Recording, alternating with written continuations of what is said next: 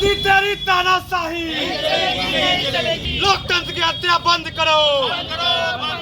राहुल गांधी जिंदाबाद, ED CBI का दुरुपयोग बंद करो,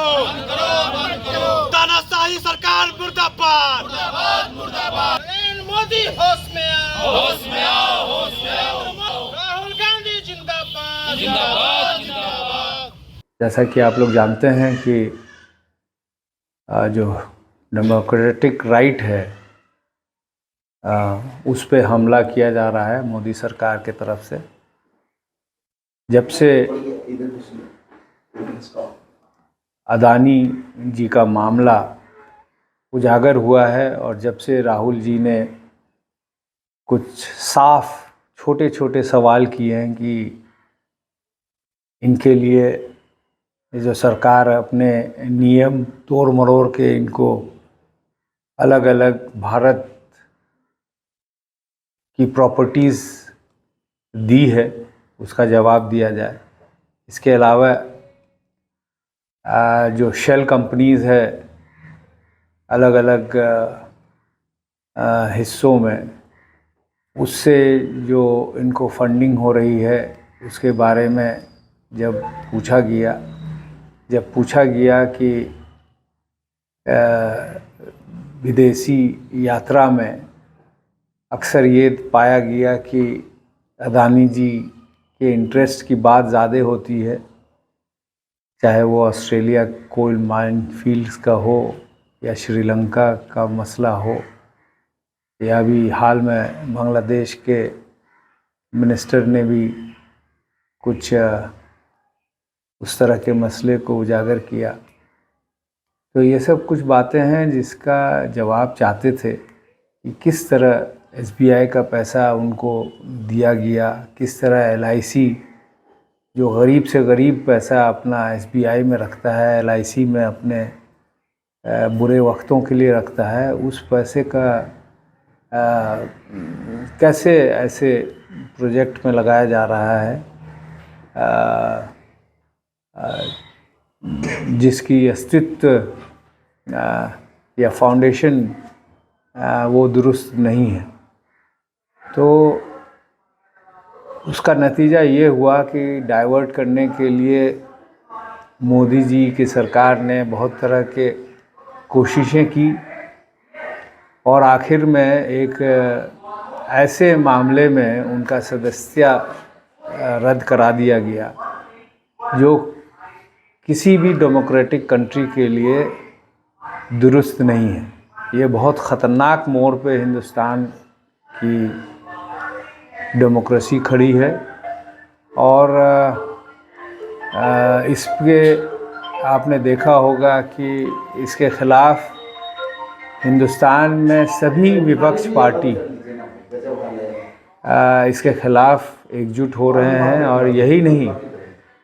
पूरे दुनिया की मीडिया इस पहल से काफ़ी परेशान है, चिंतित है। और हम लोग हिंदुस्तान में तो चिंता में ही हैं क्योंकि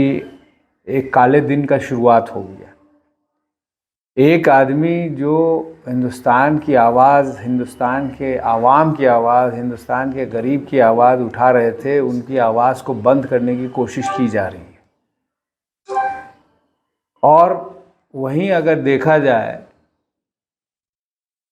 तो करीब 300-350 क्रिमिनल रिकॉर्ड के एमपीज़ एमएलएज़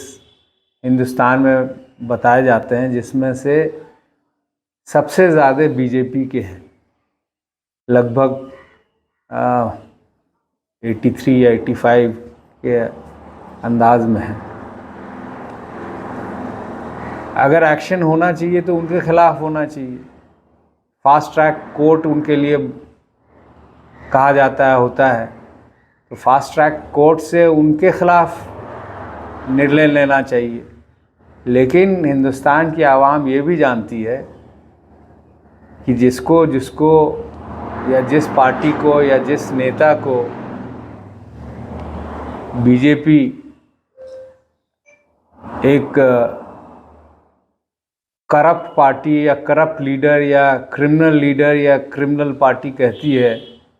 इलेक्शन के बाद उनके साथ सटगाट होता है उनका। बीजेपी ज्वाइन कर लेने के बाद उनका जितना भी क्राइम है वो उसको छुपा दिया जाता है।